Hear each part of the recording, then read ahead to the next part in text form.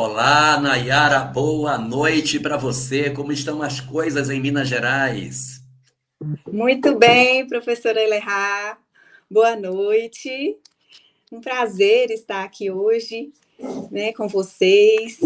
Nós estamos aqui em especial hoje, né, com a sua presença. Obrigado por aceitar o nosso convite.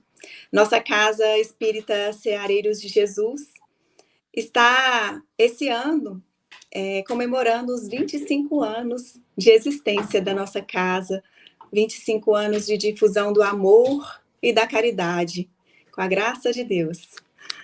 E que cidade fica, Nayara?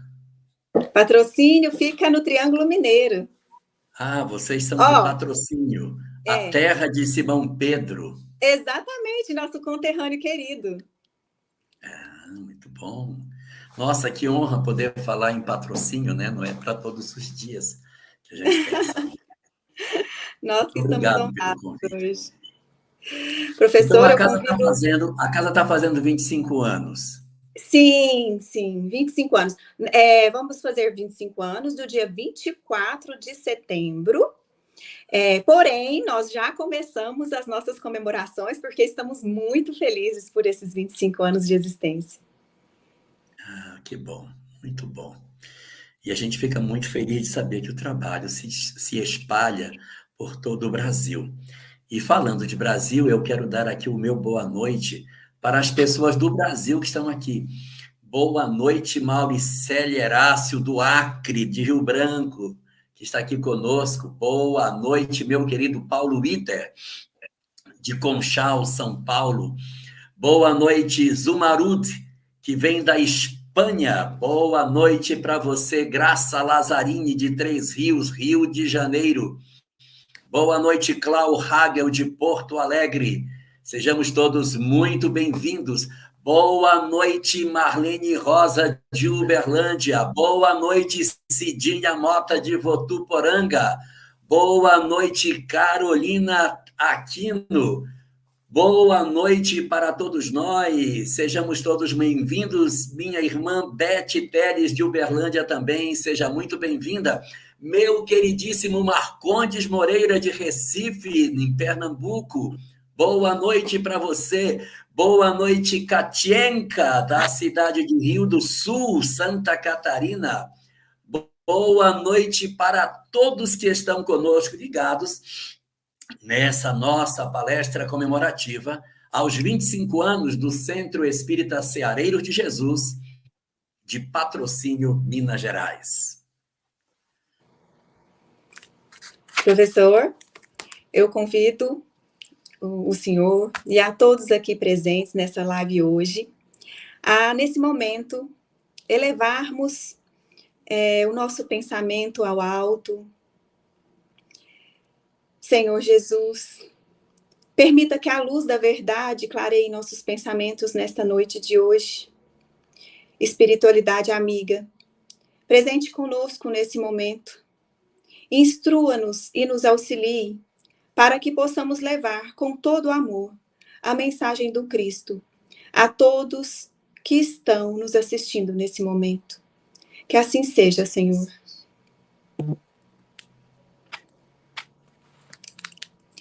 Professor, quero também aproveitar o momento para agradecer ao canal Renovando Consciências, aos canais retransmissores dessa live, a Rai TV, Web Rádio Fraternidade, TV Secal, TV 7, o Centro Espírita Allan Kardec de Conchal, Seara de Luz e Web Rádio Portal da Luz. Também quero agradecer as nossas casas espíritas aqui de Patrocínio, em especial a Casa do Caminho e a Casa Ensinamentos de Jesus, que sempre estão conosco, nos apoiando e estendendo as mãos. O professor Elerá, né? Vamos lá, vamos apresentá-lo. O professor Elerá é um trabalhador da Federação Espírita de Rondônia e do Centro Espírita Recanto da Prece, em Curitiba, Paraná. Ele atua nas áreas do estudo, doutrinário e da unificação do movimento espírita. Professor, aprendemos tanto, há tantos séculos e séculos, mas ainda por vezes nos sentimos incompletos. Muitas vezes com um vazio e sempre nos deparamos com as indagações. Quem somos? De onde viemos? Para onde vamos? Por que sofremos? Qual o objetivo da nossa existência? Professor, nessa noite, quero ouvir do senhor como a doutrina espírita nos auxilia e nos orienta nessas interrogações. Então, nós vamos começar a nossa conversa. E se você quiser ficar, Nayara, para a gente ir conversando, parando, dando alguns toques, seria muito bom, tá bom?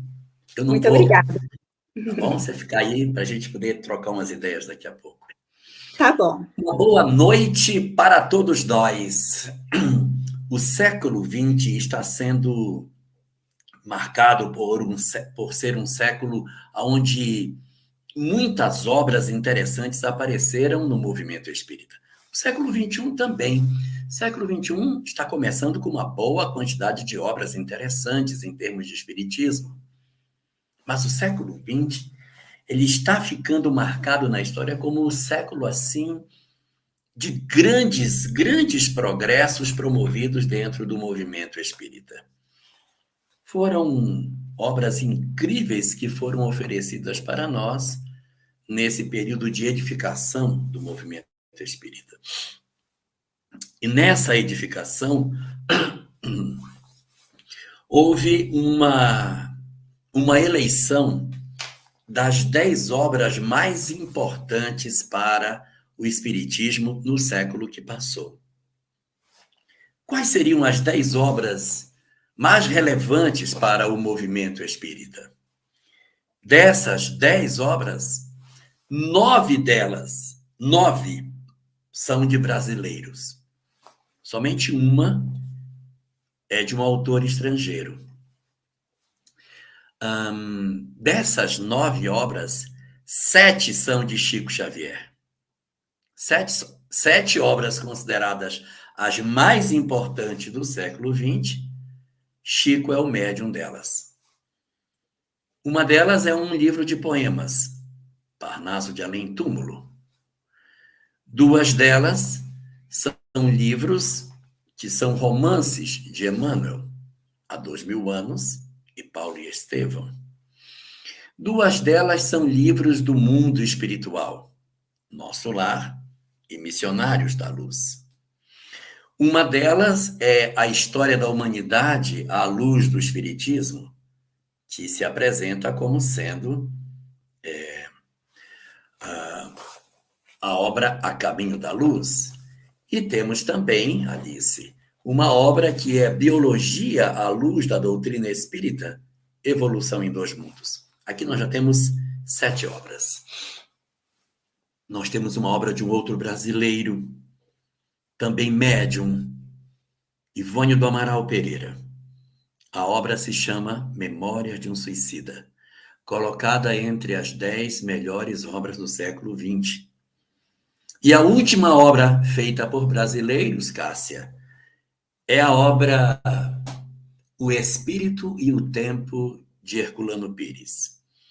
Aí nós temos 9 das 10 obras consideradas as mais relevantes do século XX. Está faltando uma, e essa obra é de um estrangeiro, é de um francês.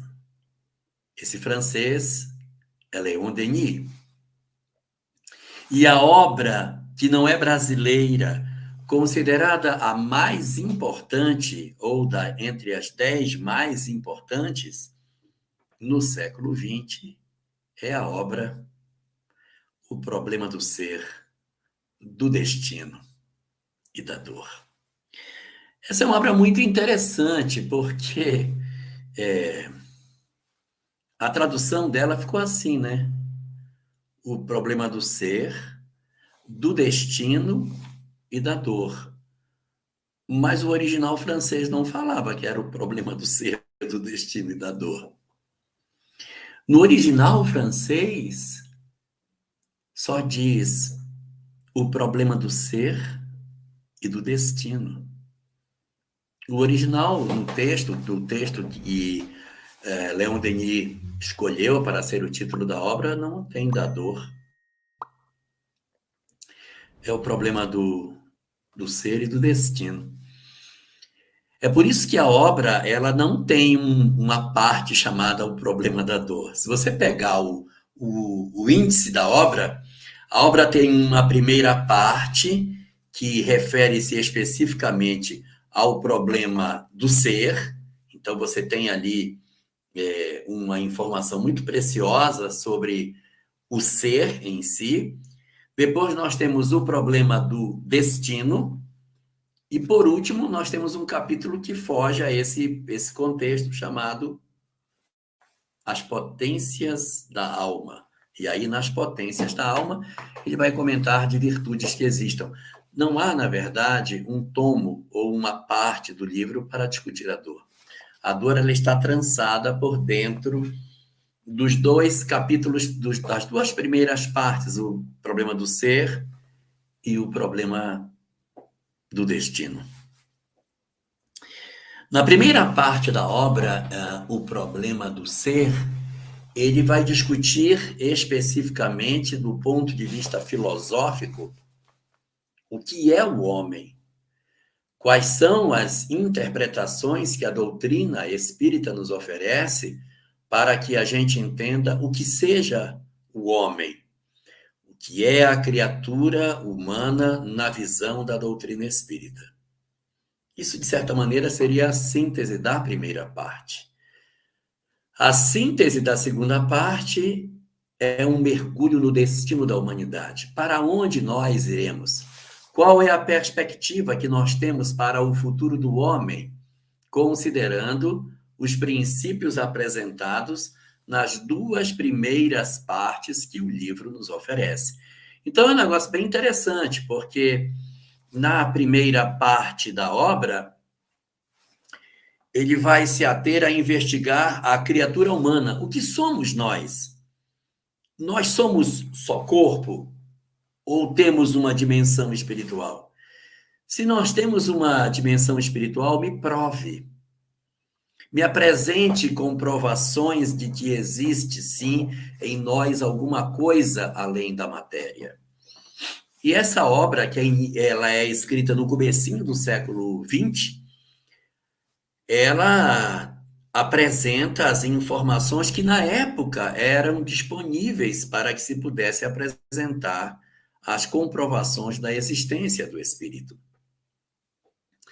Então, Leon Denis vai consumir parte da obra no primeiro tomo dela, onde ele vai discutir o problema do ser, como se ele pegasse uma argila e modelasse dentro dessa leitura o que vem a ser o homem. O que é o homem, na verdade?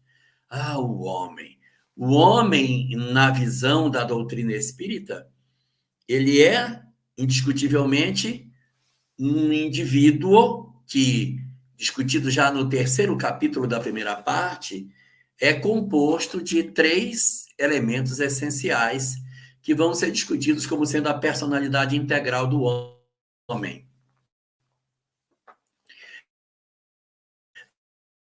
Leon Denis, trabalhando sobre o que seja o homem, o que seja o indivíduo, o que nós somos em essência, ele vai nos oferecer uma leitura muito forte, muito já debatida entre nós, sobre a natureza íntima do ser humano. E como esses que são os debatedores dessa questão são pessoas que, de certa maneira, não têm intimidade com o conhecimento espírita, ele vai navegar por alguns conceitos basilares daquilo que seja a criatura humana, nos dizendo aquilo que muitas obras espíritas nos reforçam, a ideia de que nós tenhamos, na verdade, 3 naturezas distintas dentro de nós.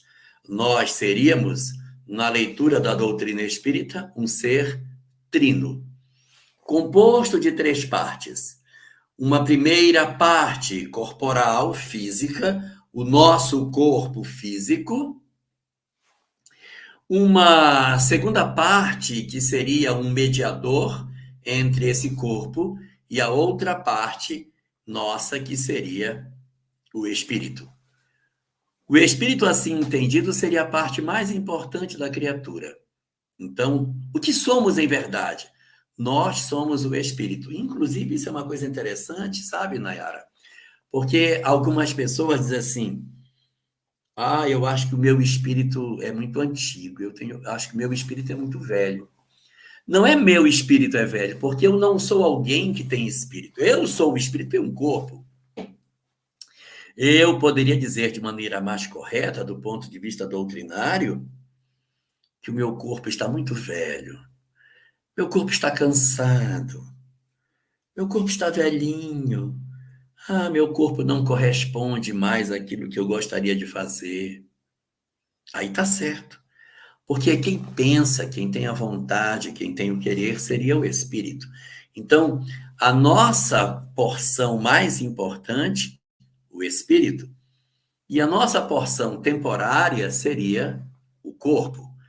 Mas o espírito, para poder acionar o corpo, ele usa um mediador plástico, o perispírito, que medeia essas duas partes. Então, Leon Denis vai consumir parte do primeiro tomo de sua obra para discutir essa visão trina que o ser humano possui e que no capítulo 4 dessa mesma obra ele vai falar dessa personalidade integral que o ser humano possui. E aqui tem uma coisa bem curiosa, porque as pessoas às vezes dizem assim: ah, eu vim aqui na casa espírita, eu não estou me sentindo bem, e eu queria saber se o meu problema é físico ou se o meu problema é espiritual. Como se existisse possibilidade de nós separarmos o espírito, em termos de emoção, daquilo que o corpo sente. Há uma conexão, um enraizamento muito profundo entre essas duas realidades, o corpo e o espírito. Então, se, por exemplo, a gente fica doente, está com febre, está com mal-estar qualquer físico, nós ficamos abatidos emocionalmente. Nós ficamos fragilizados, Paulo de Tarso. A gente fica, assim, muito sensível com relação a isso. E a mesma coisa ao contrário. Se eu recebo uma notícia que me ataca muito profundamente, o corpo físico demonstra isso. E hoje, até a ciência mais materialista que se possa pensar já reconhece isso e chama essa questão de doenças psicossomáticas, ou seja, a interferência da mente sobre o corpo. Só que muitas pessoas podem dizer: não, tudo bem, a mente interfere do corpo, tá legal. Mas a mente não seria o espírito, não é? Existem muitas pessoas que conseguem reconhecer, e não é difícil, que exista o cérebro e exista a mente, mas o espírito. Que a gente seja uma coisa que não é exatamente o físico, nem todo mundo consegue ver. Entender que é a mente diferente do cérebro é até fácil, porque nós encontramos pessoas que adoecem emocionalmente e no físico delas não há nada, não existe nenhuma expressão que a gente possa buscar para dizer que a gente esteja de fato doente. Mas como é que eu posso provar que existe espírito, que realmente nós temos uma alma? Então, Leon Denis vai provar, dentro dessa discussão, a existência do espírito, as possibilidades de demonstração que o espírito existe. E ele vai se valer disso de alguns fenômenos que a gente observa na nossa sociedade. E aí, Fátima Rabelo, como seriam os experimentos que a gente poderia buscar para essas questões? Ele vai elencar alguns fenômenos que eram estudados à época dele, a chamada aparição entre vivos. Então, como que eu posso explicar? que eu estava num lugar e eu me concentrei e eu fui até o hospital e eu vi quem estava no quarto, eu vi que a pessoa estava ali dentro. Então, essas experiências aonde o espírito se desdobra e vai a um outro ambiente, e nesse outro ambiente toma informações daquilo que estaria acontecendo num local que fisicamente ele não está presente, essa seria uma das grandes demonstrações da existência da alma, ou seja, eu saio de mim e vou até lá, entro em contato e retorno. Então, esses fenômenos de desprendimento, os fenômenos de nós sairmos do corpo, as experiências do sono, todos esses experimentos seriam fortes indícios da existência do espírito. E aí tem um negócio bem interessante que a época de Leon Denis ainda não estava em voga estudos incríveis como os que têm sido feitos hoje, Nayara, que são os estudos de experiência de quase morte. Na época de Leon Denis, a gente não tinha esse material. Ah, se Leon Denis tivesse tido acesso a esse conjunto de informações impressionantes de experiências de quase morte. Porque o que acontece, Marli?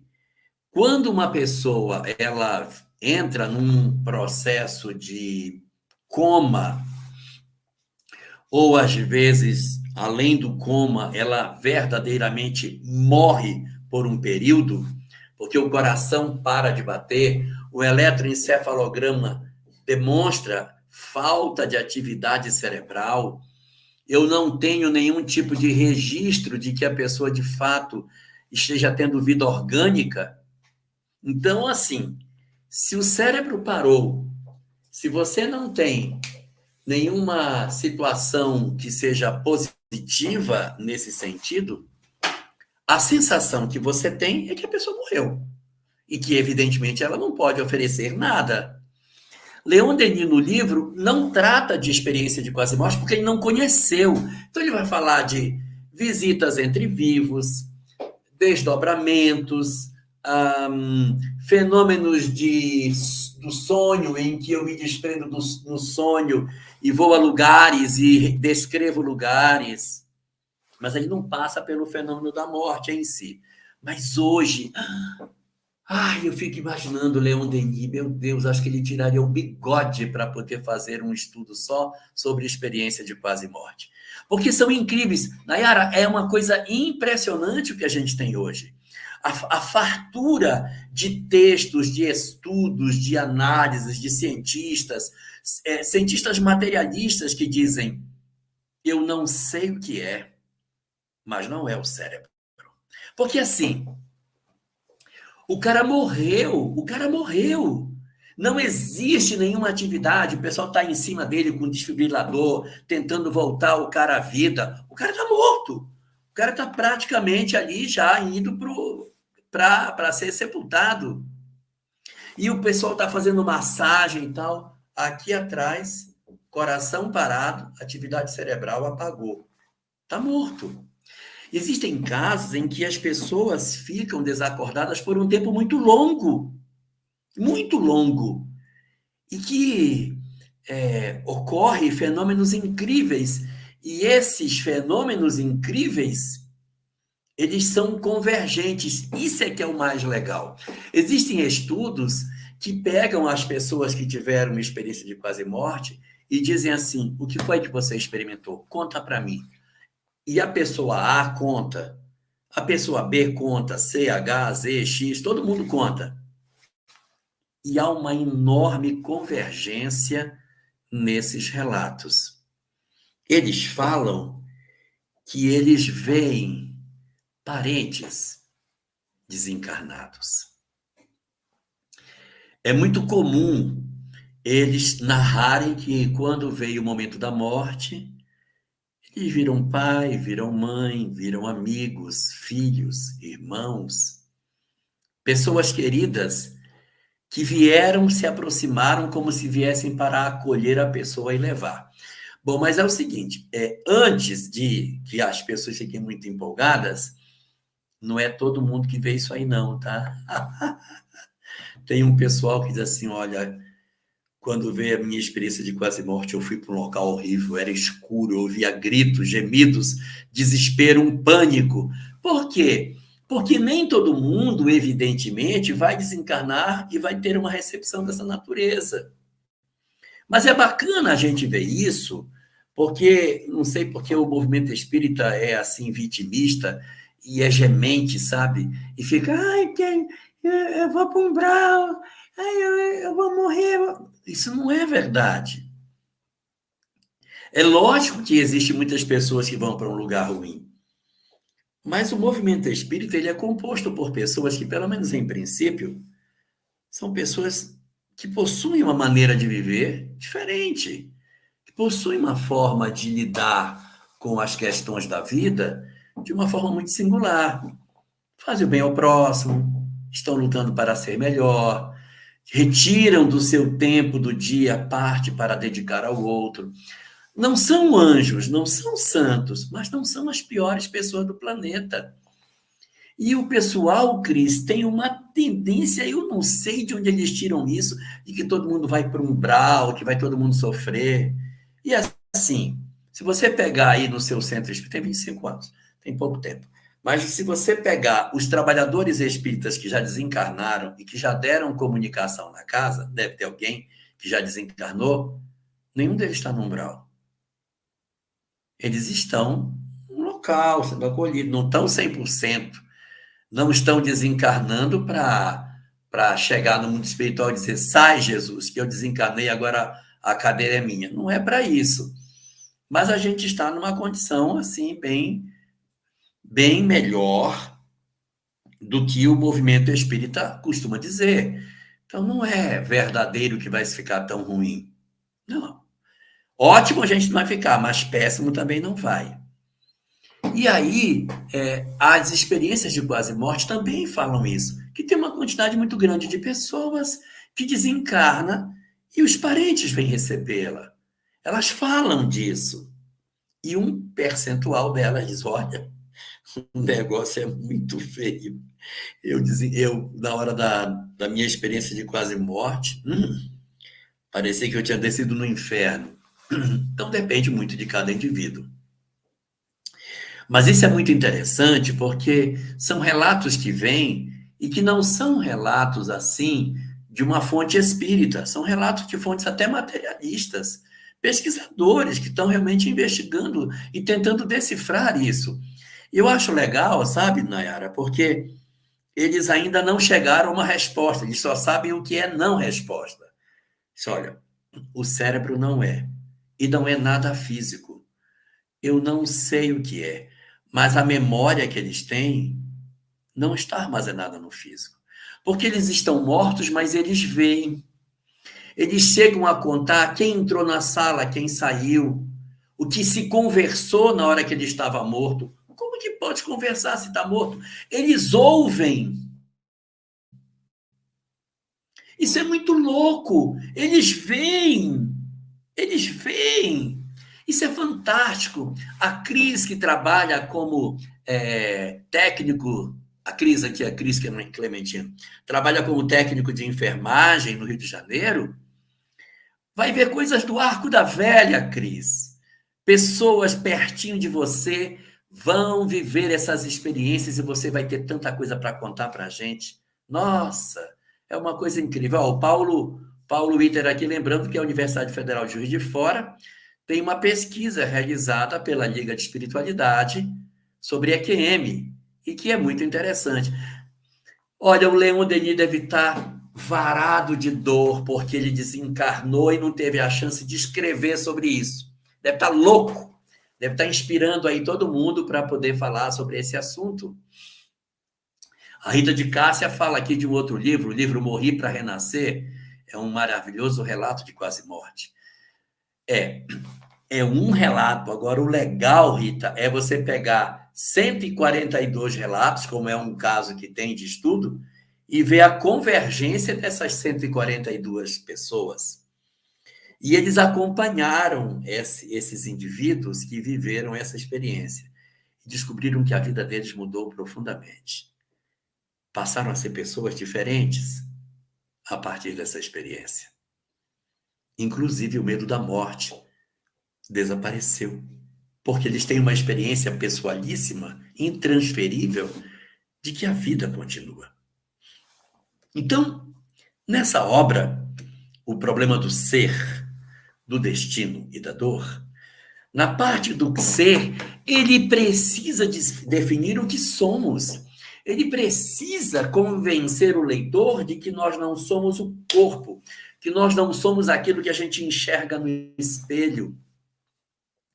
E se é verdade que eu penso fora do corpo, que eu sinto fora do corpo, eu não sou o corpo. É lógico. Se eu consigo sair daqui do corpo e ir ali, ver o que acontece e volto, eu não sou o corpo. Se eu, morto, consigo ouvir, consigo ver, consigo raciocinar, tenho lembrança, eu não sou o corpo. E essa é, de certa maneira, a grande meta dessa primeira parte da obra. O foco da primeira parte é provar para o leitor que nós somos, sim, muito mais do que aquilo que pensamos ser. Esse é o primeiro enigma que ele tenta decifrar. O que somos. Esse é o problema do ser. Preciso saber o que sou. Porque depois que eu souber o que eu sou, uma segunda pergunta se impõe. Tá, eu já sei o que eu sou. E para onde vou? Porque se eu sou um corpo que vou morrer, eu sei para onde eu vou. Eu vou para baixo da terra, o corpo vai se decompor, eu vou desaparecer e pronto, porque na natureza nada se cria, nada se perde, tudo se transforma. Mas na hora que eu reconceituo para você, Nayara, de que nós não somos mais corpo, não, e Leon Denis vem fazendo aquela lógica, vem buscando até ele conseguir levar à conclusão. Cara, está provado, nós não somos o corpo. Uma pergunta se impõe. Tá, e para onde eu for? Para baixo da terra, para baixo da terra que não é. Porque se eu sou um negócio que pensa fora do corpo, tudo bem que o corpo vai descer. Mas e eu? Qual é o destino das criaturas? Para onde iremos em verdade? O que será das nossas vidas?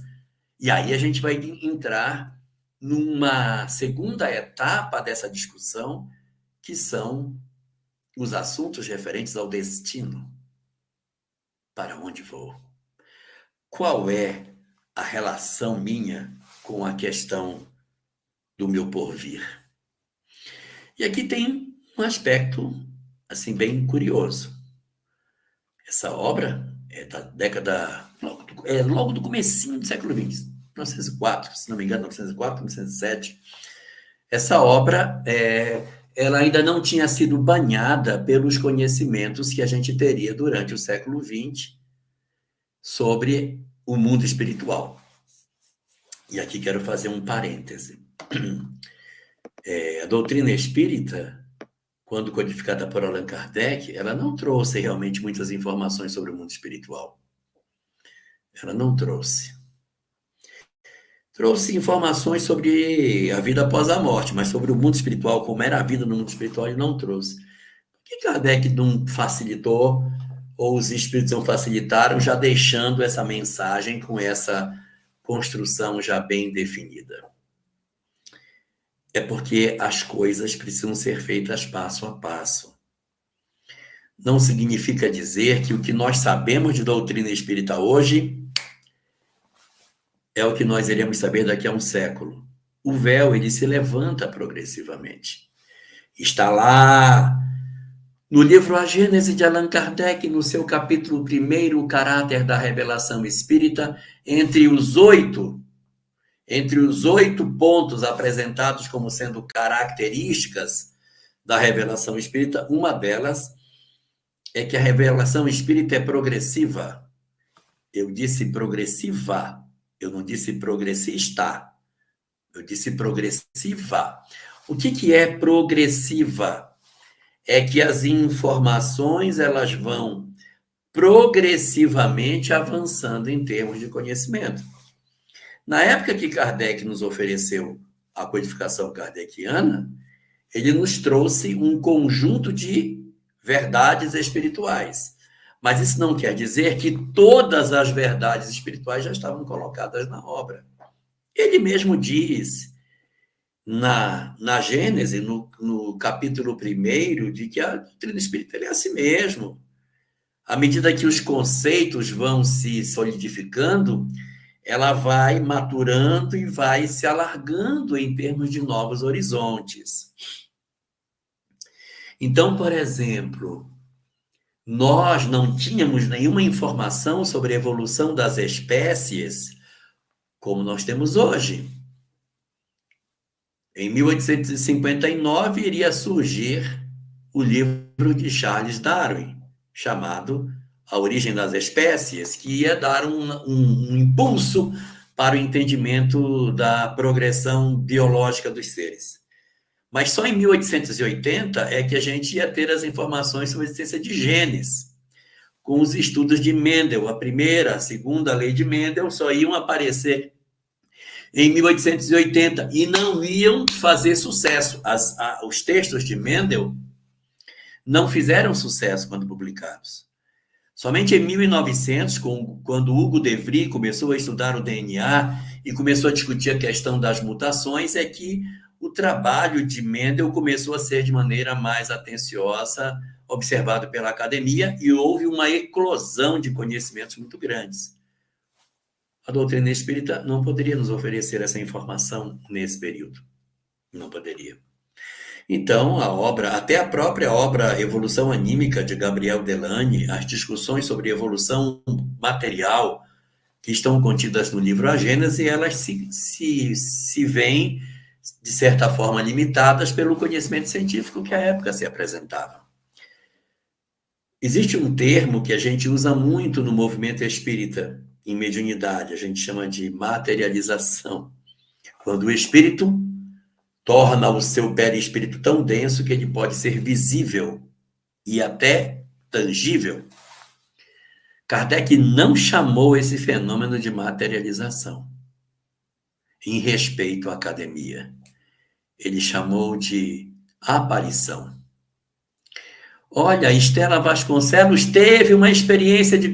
Temos que fazer uma live com você, Estela, para você contar para nós essa experiência. Isso é muito interessante, mas era bom trazer um bocado, e cada um conta uma coisa. A gente tem que ver a convergência dessas experiências para a gente não ter a ilusão de que o que aconteceu com você é o que acontece com todo mundo. A gente tem que ter um levantamento estatístico para poder fazer um levantamento mais legal. Mas sim, mas voltando lá à questão da materialização. Kardec não chamou de materialização. Já pensou de assim, o espírito se materializa? Ele ia ser ridicularizado. Porque quem é que ia achar que espírito, que é uma coisa etérea, vai se materializar? Então ele procurou uma outra palavra. Eu vou chamar outra palavra. Chamar aparição. Tanto que se você procurar no livro dos médiuns, não existe materialização em lugar nenhum. Então materialização não é mediunidade? Só que está lá com outro nome. Está com o nome de aparição, Assunção. É por isso que tem esse nome em particular. Então, é normal que as coisas sejam assim. É normal, Assunção, que as coisas ocorram dessa maneira. E a gente hoje tem um conhecimento espírita, amanhã vai ter outro. E eu provo, vocês querem ver? Eu vou mostrar para vocês uma coisa que aconteceu na nossa... Nayara não, que acho que não era nem nascida nessa época, mas os outros que eram nascidos devem lembrar que antes de 1989, Nayara ainda não tinha nascido. O movimento espírita, não, sua mãe enganou você. O movimento espírita, ele não tinha uma visão muito clara sobre aquilo que a doutrina espírita tinha. Eu não estou dizendo que a doutrina espírita mudou. A doutrina tinha isso, mas o movimento não enxergava que era a necessidade do autoconhecimento e da transformação moral. Estava lá escrito na obra básica. O objetivo da doutrina espírita é a transformação moral. Mas se falava tão pouco de autoconhecimento. Se falava tão pouco. O movimento espírita dizia assim, é engraçado isso. Eu sou dessa época, eu posso falar de cadeira. A gente dizia assim, nós precisamos fazer a transformação moral. Nós precisamos fazer a transformação moral. E a gente faz a transformação moral, sabe como? Através da caridade. Você faz a caridade, essa é a transformação. Então, você tem que fazer caridade, tem que distribuir sopa, tem que fazer agasalho, participar de um trabalho assistencial, porque isso é a grande mudança para vencer o egoísmo. Era assim que a gente entendia. Mas a doutrina espírita nunca disse isso. Nós é que lemos coisas que a doutrina espírita não dizia. O movimento espírita, ele achou que a caridade institucional, que é aquela caridade feita pela casa espírita, era o objetivo. Então, a casa espírita tinha que ter um trabalho assistencial para que os espíritas pudessem fazer caridade e se salvar. Olha que louco. E a gente não falava assim como a gente fala hoje. A gente tinha uma visão diferente, que a gente tinha que ingressar no movimento espírita e trabalhar no movimento espírita e fazer a caridade para ficar bem. Hoje as pessoas dizem, não, a gente tem que se modificar. Tem que aprender a perdoar, aprender a lidar em casa com os conflitos que a gente tem. Nessa época, Nayara, as pessoas não falavam dos seus conflitos familiares. Elas diziam assim, olha, depois que eu conheci a doutrina espírita, minha casa virou uma bênção. Nossa, agora meu marido é maravilhoso, meus filhos são maravilhosos, lá só tem espírito de luz. E aí é aquela ilusão de que agora tudo ficou lindo. E até triste isso, porque a gente não fazia as coisas com o coração. E eu não estou dizendo isso desmerecendo o trabalho assistencial que a Casa Espírita fazia, porque ele continua sendo feito e é uma tarefa importante. O que eu estou dizendo é que a gente se escondia atrás da tarefa assistencial e não fazia a transformação moral. Agora a gente tem que rodar os dois pratos. A gente tem que fazer a caridade, mas tem que fazer a transformação moral e os dois pratos não podem cair. Nós temos que fazer isso. Cuidar do lar, da nossa vida profissional. Então, o movimento espírita, ele realmente vai se revendo com o tempo. E os conhecimentos que antes pareciam estranhos se mostram cada vez mais tranquilos. Isso aconteceu com a parte do conhecimento espiritual. Quando Leão Denis esteve entre nós, não havia uma visão clara sobre o mundo espiritual. Então, você não encontra nessa obra discussão sobre mundo espiritual, sobre colônias, sobre região de sofrimento. Tem pouca coisa. E elas estão mais colocadas na primeira parte da obra e não na segunda. Ele jogou para a questão do ser os aspectos da vida no além, quando a vida no além deveria ser do segundo bloco. Mas havia pouca informação nesse sentido. Então, ele entendeu que isso não estava contido no destino, estava contido no ser. E para o destino, ele trouxe de maneira maravilhosa, extraordinária, inequívoca e fantástica o princípio da reencarnação. Oh, meu Deus do céu! O estudo de reencarnação que Leon Denis oferece dentro dessa obra é diferente da maneira como Kardec coloca. Kardec tem uma visão muito mais filosófica. Ora, o homem sofre. Então, se ele sofre, porque tem uma razão para o sofrimento, porque aí ele vai mexendo com lógica, Kardec, e chega a uma conclusão. Leon Denis oferece mais, ele entrega esse conhecimento de maneira diferente, porque ele puxa pelo lado filosófico que a questão tem. Ele discute o aspecto filosófico que a gente tem, né, dentro disso.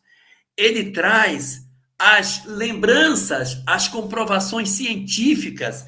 Ele diz, eu tenho um caso do menino que lembrava que ele tinha vivido. Então, essas coisas são interessantes, porque Leon Denis sai dessa capa da filosofia e avança para cima da ciência, mostrando essa leitura mais efetiva da questão da reencarnação. Então, ele discute, por um lado, esses aspectos do mundo espiritual e da reencarnação, mostrando as leis da reencarnação, a lei de causa e efeito, mas ele não deixa de mostrar os aspectos científicos que essa mesma doutrina possui. E interessante, ele não se arrisca no terreno religioso para demonstrar. Ele trabalha nessas duas vertentes. E Kardec tem uma ênfase maior quando vai falar de reencarnação, puxando aspectos bíblicos, religiosos, para encaixar, enquanto que Leon Denis não. Vou trazer as comprovações históricas e vou trazer as discussões filosóficas para o cenário. Então, da mesma maneira que esse mesmo, muito bem, dona Elisa, nota 10 para a senhora. Então, vocês viram o bigode dele? Se você tivesse que trabalhar a experiência de quase morte, olha aí, acho que ele tirava esse bigode, daria o bigode para fazer um estudo sobre EQM, porque é uma coisa espetacular. Nós temos alguns estudiosos espíritas hoje que estão trabalhando nisso, mas eu acho legal gente do lado de fora do movimento espírita trabalhando, porque eles vão andar pelo terreno da ciência e, naturalmente, eles vão se direcionar para uma tentativa de interpretação desses fenômenos todos. Resultado, essa segunda parte da obra é uma parte da obra em que você vai ver, efetivamente, Leon Denis trabalhando fundamentalmente a questão da reencarnação, fundamentalmente. E é uma peça importantíssima para o entendimento de todas as coisas. E aí, não tem da dor, né? Só tem o problema do ser e do destino, mas não tem da dor. E por isso a terceira parte da obra, olha aí, Leon Denis nasce no dia 1º de janeiro de 1846, ele nasce no mesmo ano de Camilo Flammarion. Os dois são de 1846. Muito bem.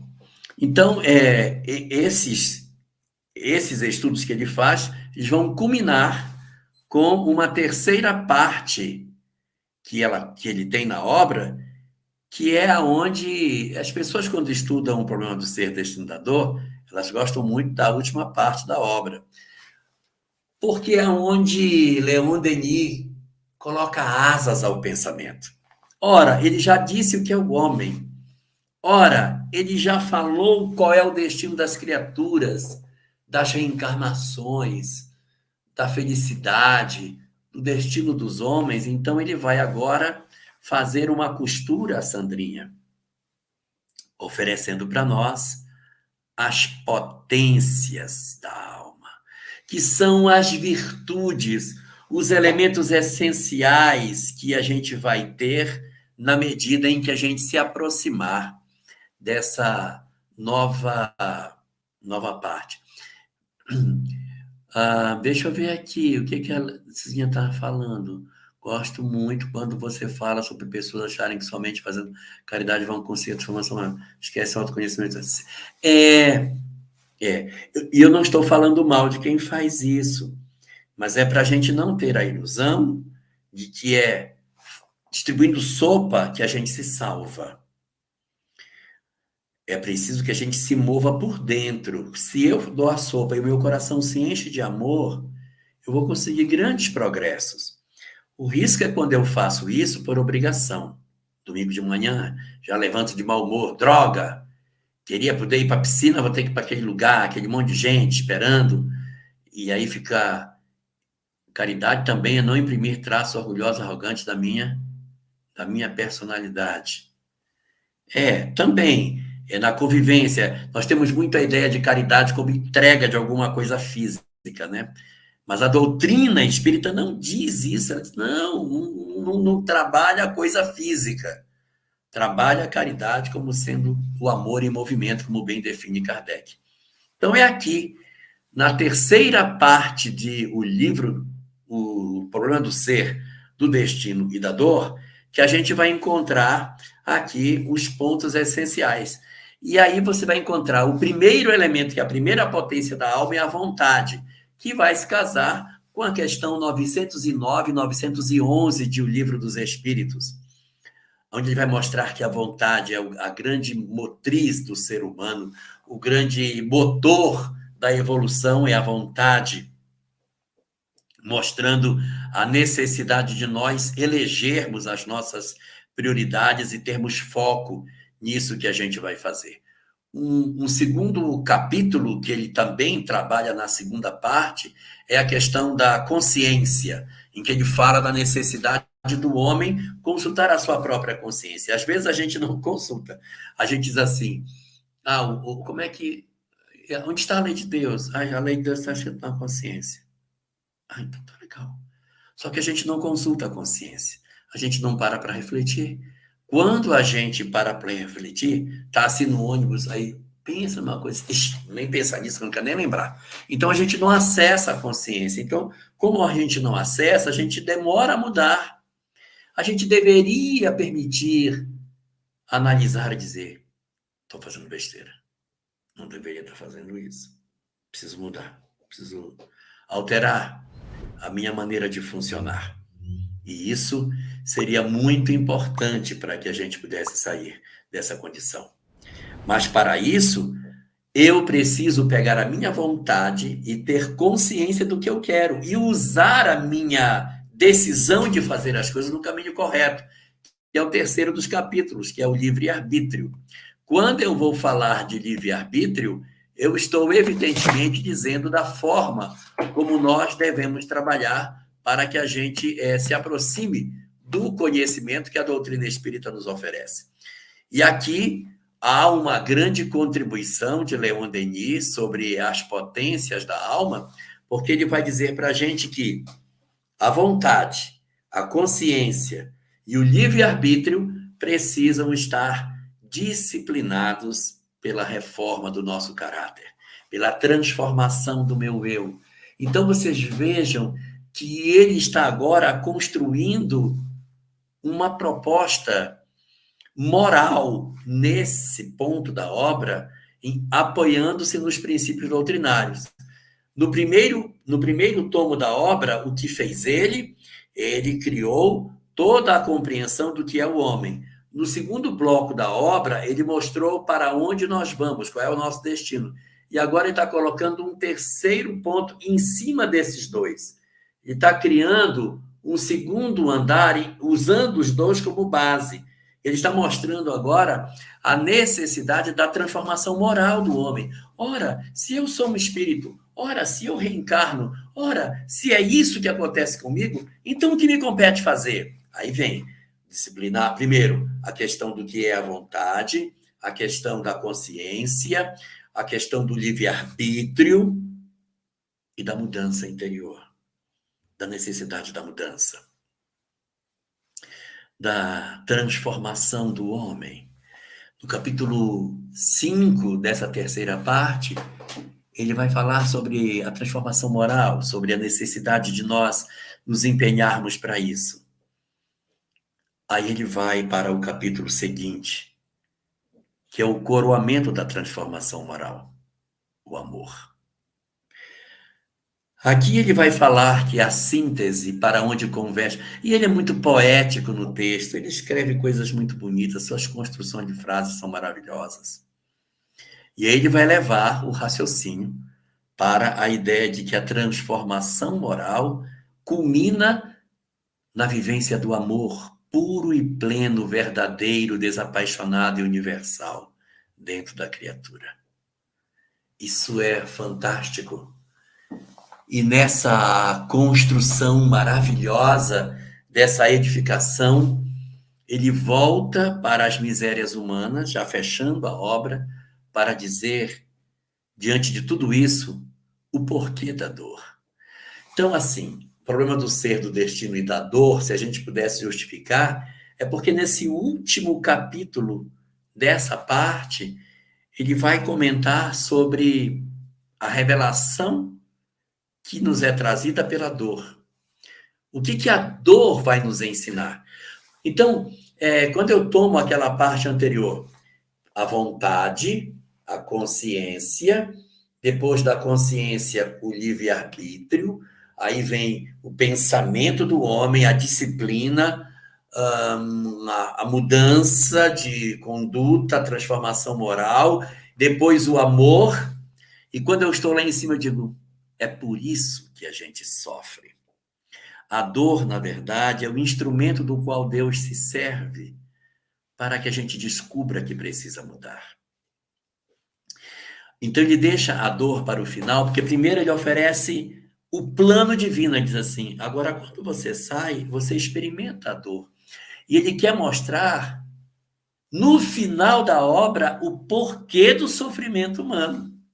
É lindo isso, porque ele poderia começar assim, vou falar primeiro da dor. Olha, a dor é isso assim, mas ele não faz. Ele primeiro instrumentaliza o leitor de todas as variáveis agora, que a gente já viu tudo, chegou até no amor. Agora eu vou mostrar para vocês, agora eu vou colocar a dor aqui. Como é que a gente posiciona a dor em tudo aquilo que a gente está vivendo, para que a gente possa saber por que ela aparece. Por que motivo que a dor comparece nas nossas vidas? Eu tenho todo o plano divino que eu já falei, e aí você consegue posicionar melhor a dor. E coroando a obra, fazendo o fecho de tudo, tudo, tudo que ela tem, ela vai apresentar no final uma espécie de credo espírita. É uma profissão de fé espírita. Nessa profissão de fé espírita, Leon Denis vai nos oferecer uma série de itens. Primeiro princípio, aí ele vai colocar o princípio do homem, o que, que é o homem, o ser consciente e tal. Aí vai apresentar toda a leitura do que é o homem. Ponto número 2. Eu quero falar do universo. Aí ele vai falar que somos parte desse universo. Depois ele vai dizer do que esse universo precisa de um governante, precisa de uma ação superior. E está partindo do homem para Deus. O quarto vai falar do tempo, da eternidade, das leis. O quinto princípio é a lei. Depois o sexto princípio da alma, que é a evolução. E depois o sétimo, que é a evolução infinita. A transcendência de todas as coisas. A excelência de tudo aquilo que a gente veio buscar. E Leon Denis, que cabra incrível! Essa obra é realmente uma obra que vale a pena. Extremamente rica, porque ela traz conceitos, argumentações e provas. Vai para a segunda parte, conceitos, argumentações, provas. E depois, como se cada uma dessas partes desse uma asa para ele, ele coloca essas duas asas das duas primeiras partes e vai voar nos ensinos morais, nas apresentações das mudanças que o homem precisa fazer, o entendimento das transformações morais que a gente tem que executar, fazendo um caminhar. Quando o amor chega no final, quando estamos no topo do amor, aí ele diz, agora eu vou te mostrar por que da dor. Mergulha comigo agora com a armadura do conhecimento que eu te dei e vamos mergulhar para ver as misérias humanas, mas agora com um olhar espiritual, sabendo que sou um espírito, sabendo o destino de todos nós. E, enfim, na última dessas partes, os 7 pontos fundamentais da fé lógica nascida, que ele chama de fé do século XX, né? A fé espírita, nascida desses princípios sobre o homem, o universo, Deus, suas leis, suas verdades, a evolução e, por fim, a ascensão infinita da criatura. Lindo, lindo, lindo.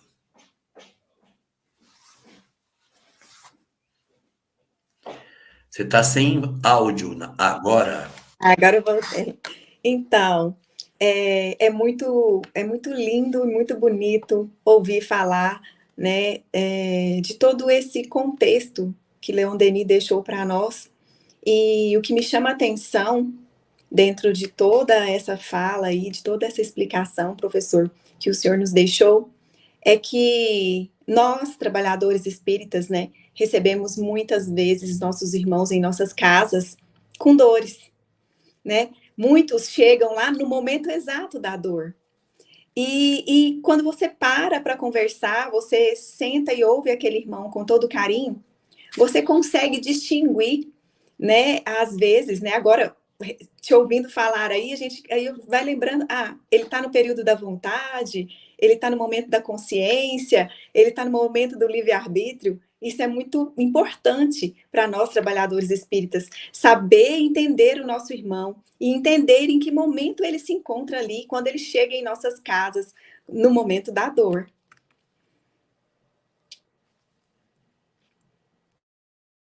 Exato. A casa espírita, ela precisa oferecer isso. E a gente tem, basicamente, 3 lugares para oferecer. Quando a dor é muito grande, e o que eu preciso é de um pronto-socorro, a gente leva a pessoa para o atendimento espiritual, porque essa pessoa, ela precisa ser socorrida. Então, a gente aumenta consolo e dá um pouco de conhecimento. Quando a pessoa ela vem com as suas naturais dores, mas ela não está sangrando, não é um pronto-socorro, aí você leva a pessoa para que ela possa ir para um ambiente onde ela vai, ao mesmo tempo, estudar e conhecer, que é a palestra. Ao invés de ser um hospital, a gente poderia dizer que é uma escola, onde ela vai estudar, vai aprender boas maneiras, por aquilo que ela vai aprender, ela vai estudar. E o terceiro ambiente é aqueles que têm sede de saber, aqueles que têm vontade de decifrar os enigmas, que estão sedentos. Nós entregamos para eles o estudo sistematizado, a oportunidade de mergulhar nas obras, conhecer a obra de Leon Denis, de Ivone Pereira, de André Luiz, de Emmanuel, de Kardec, ter esse conhecimento mais aprofundado das verdades espíritas. Nós oferecemos para eles não somente o hospital nem a escola.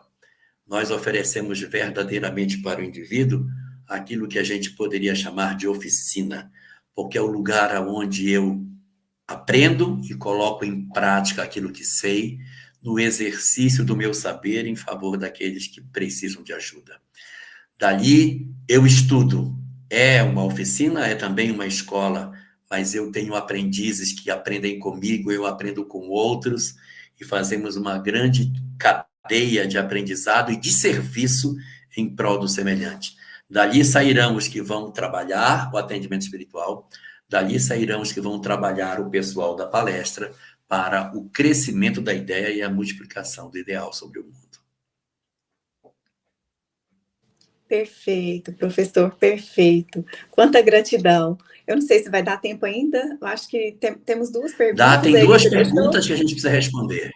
Isso. Tem 2 perguntinhas. Eu não consigo encontrá-las aqui agora. Aqui a Bruna faz a primeira. Se o câncer seria uma doença psicossomática? Não necessariamente ou obrigatoriamente. Existem muitas situações em que o câncer oferece para nós uma gênese psicossomática.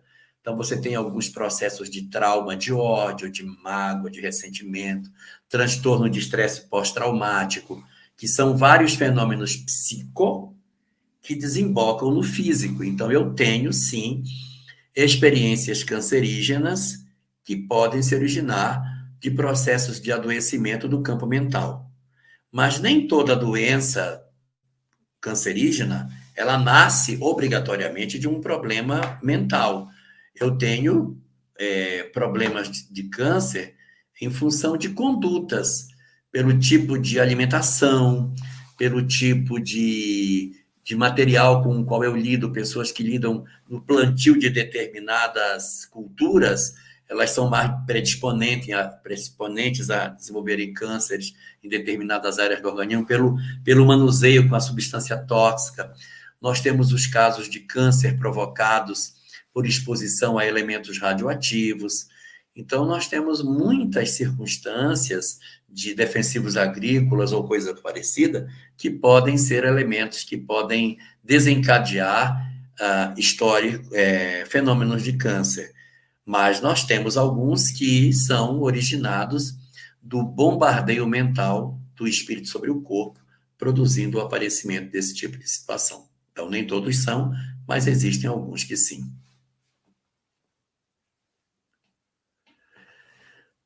Qual a visão espírita sobre o vício da pornografia e do sexo? Nós temos uma mensagem de Albano Couto no livro Ceareiros de Volta, na página 39, chamada Os Fantasmas da Mente, aonde Albano Couto apresenta 3 grandes motivações de queda. Albano Couto foi um companheiro espírita que desencarna e vem trazer uma mensagem.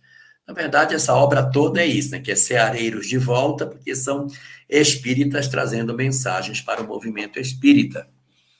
Então, o que a gente tem? Ali ele fala de 3 grandes fantasmas. O primeiro, o egoísmo, o materialismo.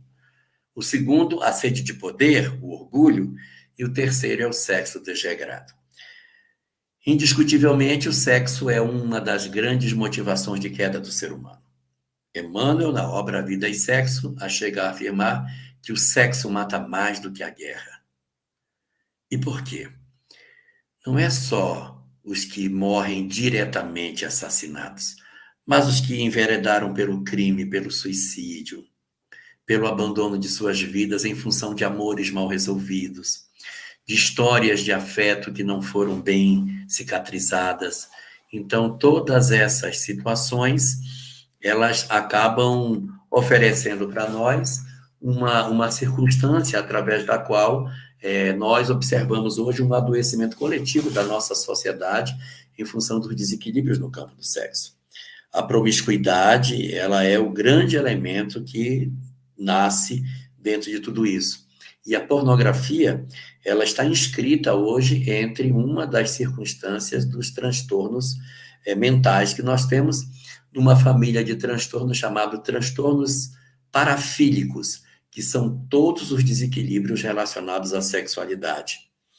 Emmanuel também, no mesmo livro Vida e Sexo, diz algumas coisas muito interessantes sobre isso. Diz que o universo nos esperará pelos milênios afora, até que a gente consiga inscrever com caracteres de luz a lei do amor dentro dos nossos corações. E nessa lei, a grande regra é a seguinte: ninguém lesará a ninguém sem lesar a si mesmo. Tudo aquilo que deres a outrem, outrem também vos dará. Então a gente precisa aprender a não machucar os outros.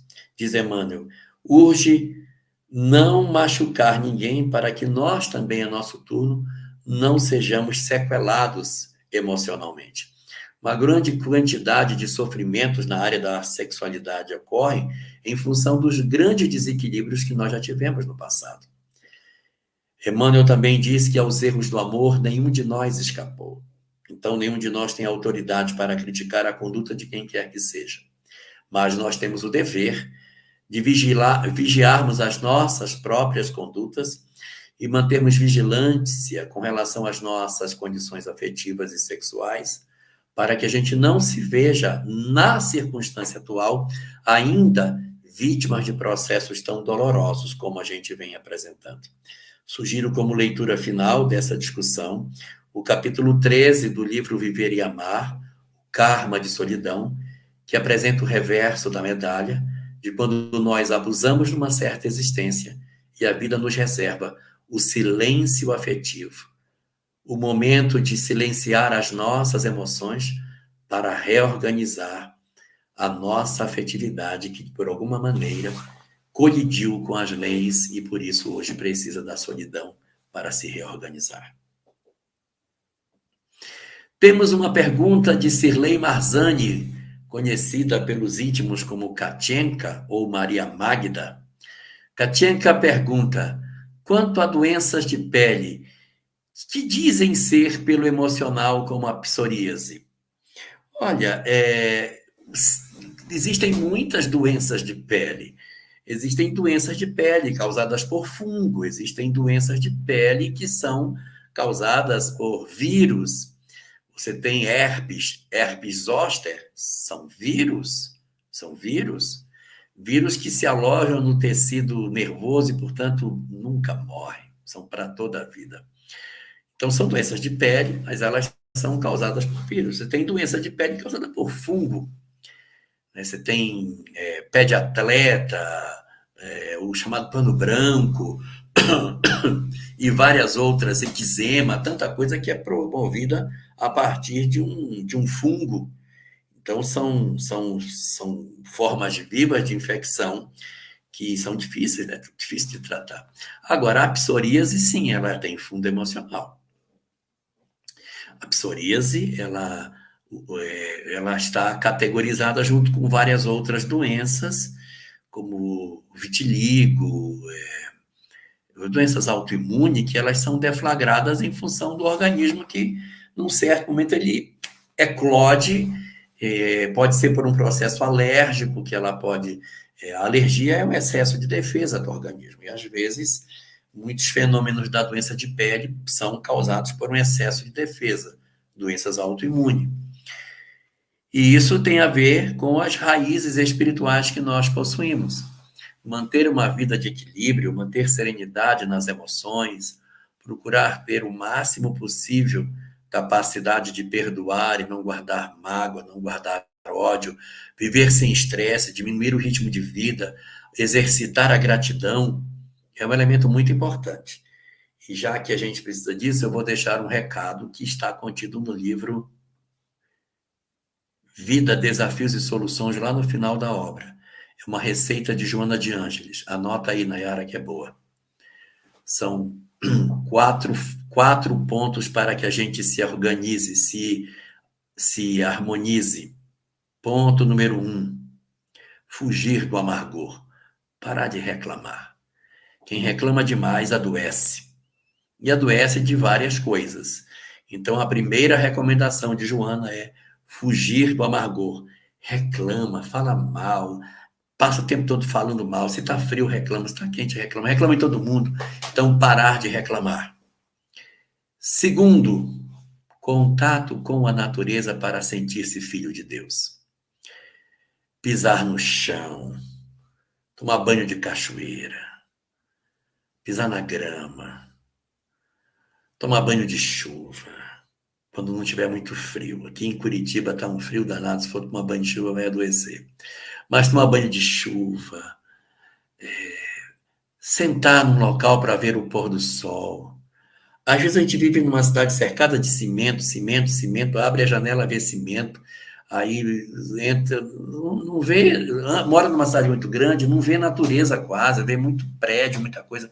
A gente tem necessidade de ter contato com a natureza, ver as estrelas, ir para um lugar à noite, ver a lua. Olha, vai ter a superlua agora, dia 31 vai ter uma superlua. Ver a lua e ver as estrelas, Nayara. A gente mora em cidade grande e não vê as estrelas. Então, em Rondônia, teve uma época, agora não tem mais, faltava muita luz. E o pessoal, falta luz de novo.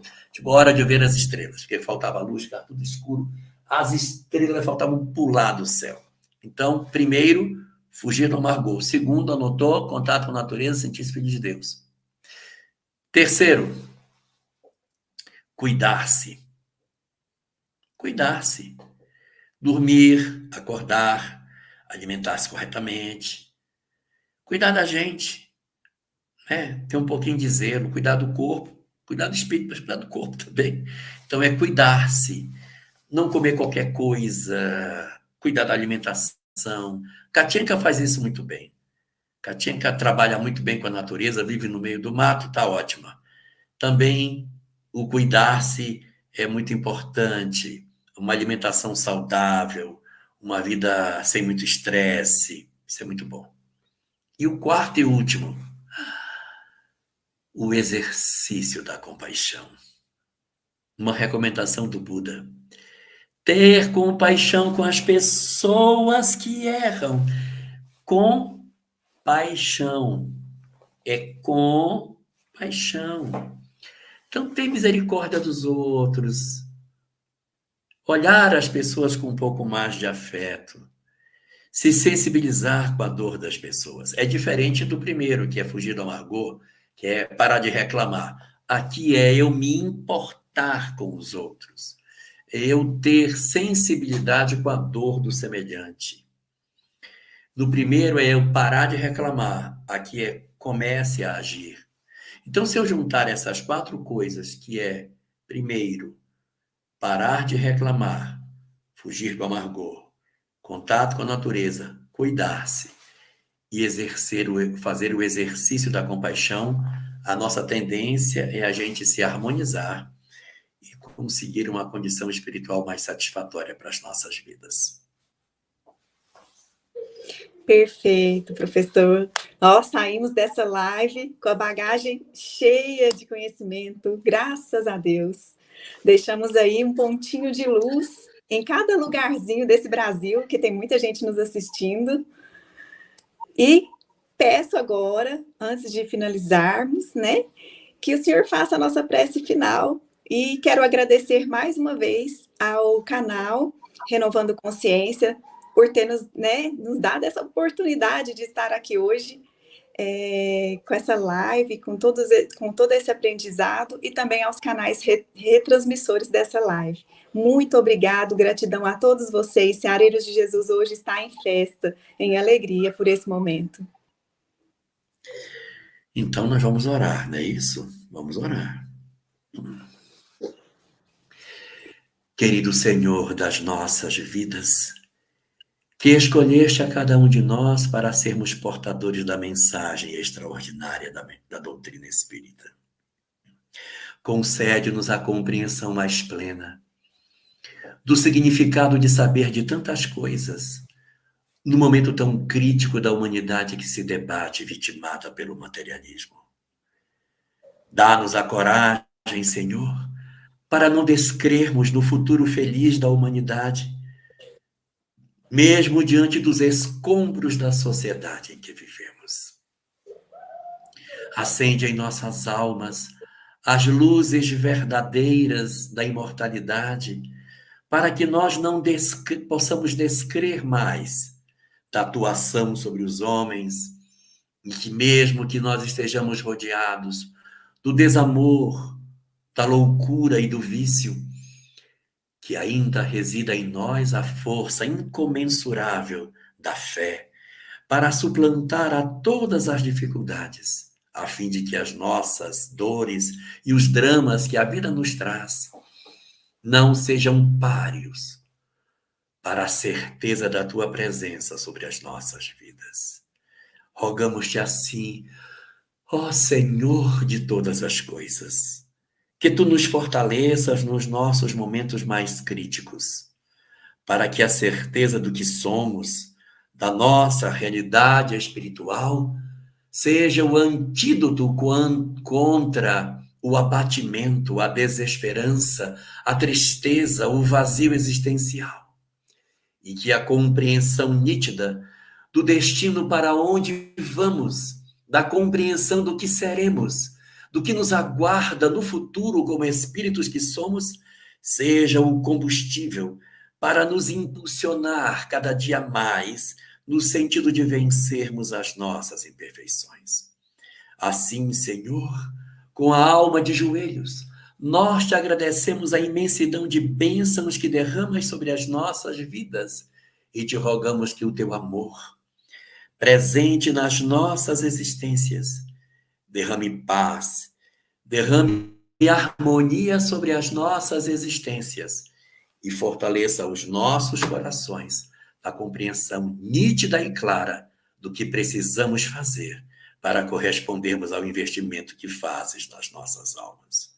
Que o teu amor permaneça conosco e que a tua graça derramada sobre toda a terra nos dê momentos de paz, harmonia e serenidade, não somente hoje, Senhor, mas para todo sempre, com a nossa contribuição em favor da construção do bem maior. Muito obrigado, Senhor. Obrigada, Senhor. Que assim seja.